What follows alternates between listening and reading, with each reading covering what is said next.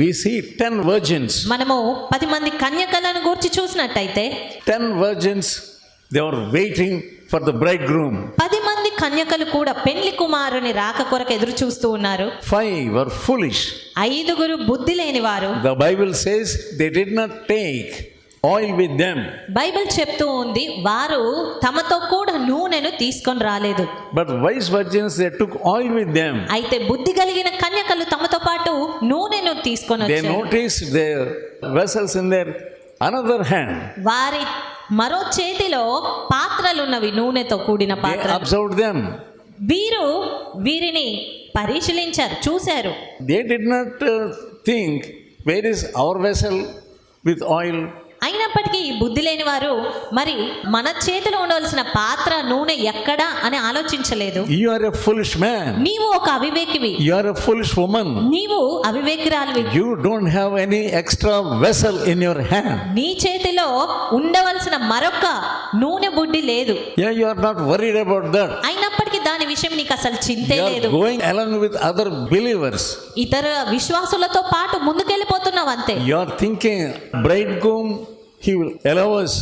పెండ్లి కుమారుడు మమ్మల్ని కూడా అనుమతిస్తాడు అని తలస్తూ ఉన్నావు. But the time came. కానీ సమయం వచ్చింది, The oil was over. నూనె పూర్తిగా అయిపోయింది. The foolish virgins, they are doing something to light up their lamps.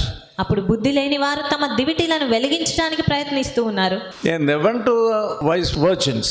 అక్కడ నూనె లేకపోవటం బట్టి బుద్ధి కలిగిన వారి యొద్దకు వెళ్ళి, Please give us some oil. దయచేసి మాకు కొంచెం నూనె ఇవ్వండి. You are a believer. నీవు ఒక విశ్వాసివి, Always you are telling about love. అన్ని వేళలా నువ్వు ప్రేమను గురించి చెప్తూ ఉంటావు. Show love to us and give us some oil. మా ఎడల ప్రేమ చూపి మరి ఈ సమయంలో నువ్వు మాకు నూనె ఇవ్వు అని అడుగుతున్నారు. Those virgins said, we cannot give you. అయినప్పటికీ వారు మేము మీకు ఇవ్వలేము అని చెప్పారు. Go to the sellers and get. అమ్మవారి యొద్దకు వెళ్ళి కొనుక్కొచ్చుకోండి. By the time they went there, వారు కొనడానికి వెళ్ళినంతలో the bridegroom came and he entered into the hall. పెండ్లి కుమారుడు వచ్చి విందుశాలలోనికి వెళ్ళిపోయారు. Along with these wise virgins.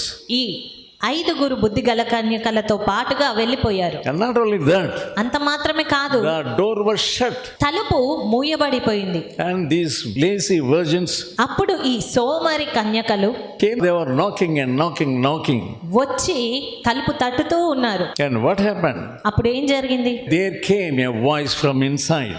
అప్పుడు లోపలి నుండి ఒక స్వరము వినిపిస్తూ ఉంది. I do not know you.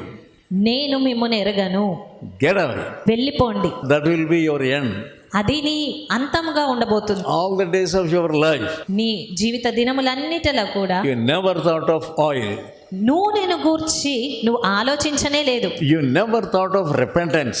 పశ్చాత్తాపమును గూర్చి నువ్వు ఆలోచించలేదు. You never thought of humbling yourself. నిన్ను నీవు తగ్గించుకొనుటను గూర్చి ఆలోచించలేదు. You are like a drunken man. నీవు ఒక త్రాగుబోతు వలె మత్తుతో ఉన్నావు. A drunkard do not know where he is going. ఒక త్రాగుబోతుకు ఎక్కడికి వెళ్తున్నాడు అనే సంగతి అతనికి తెలియదు. And how he is going. ఎలా వెళ్తున్నాడో తెలియదు. Sometimes he falls on somebody. కొన్ని మార్లు ఎవరిపైనో పడిపోతాడు. He cannot walk straight. Straight గా నడవలేని పరిస్థితిలో ఉంటాడు. And do not know who are around him.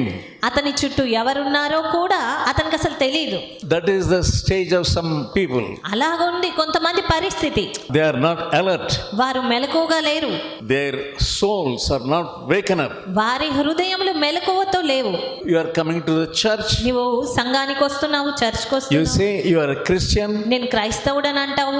But you will fall in delusion. అయినప్పటికీ ఏదో ఒక మాయలను పడిపోతున్నావు. You do not know your soul condition.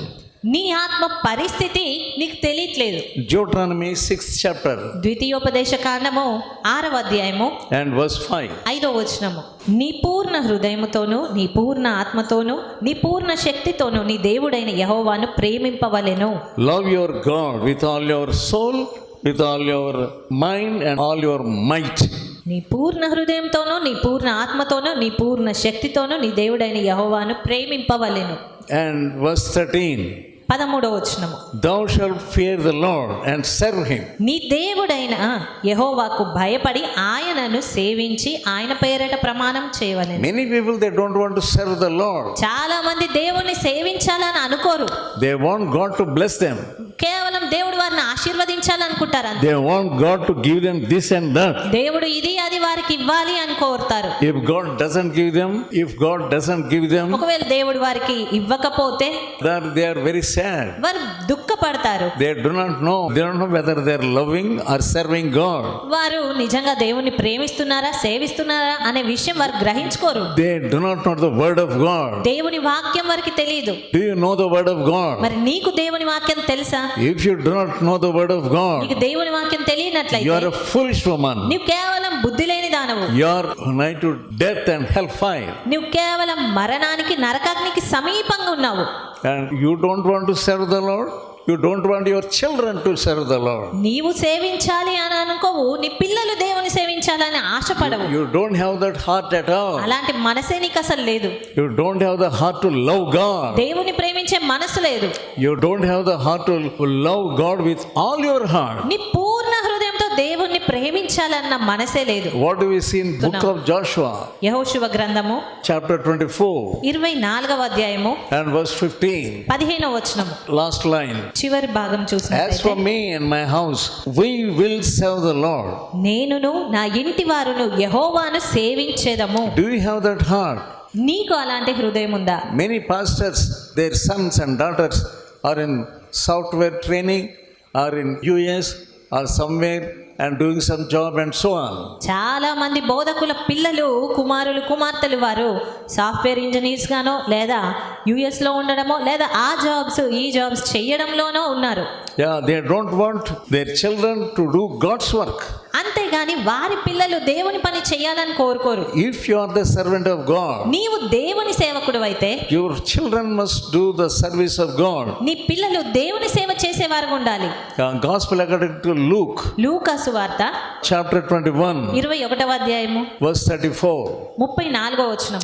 Take heed to yourself, lest any time your hearts be overcharged with surfeiting and drunkenness and cares of his life, that day comes upon your unawares. మీ హృదయంలో ఒకవేళ తిండి వలనను మత్తు వలనను ఐహిక విచారముల వలనను మందముగా ఉన్నదున ఆ దినము అకస్మాత్తుగా మీ మీదికి ఉరి వచ్చినట్టు రాకుండా మీ విషయమై మీరు జాగ్రత్తగా ఉండుడి. That day will come suddenly upon you.